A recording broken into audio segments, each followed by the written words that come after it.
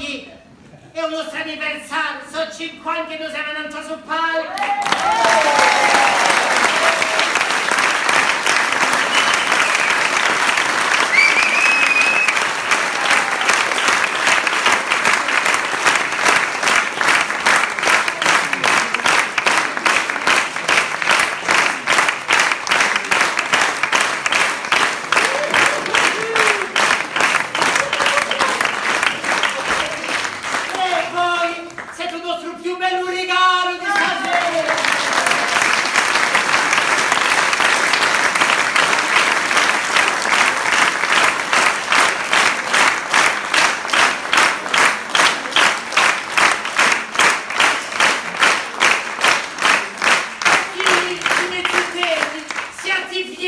Perché voi tutto onorate la vostra lingua e la vostra cultura e in cui voi la lingua corsa campana sempre.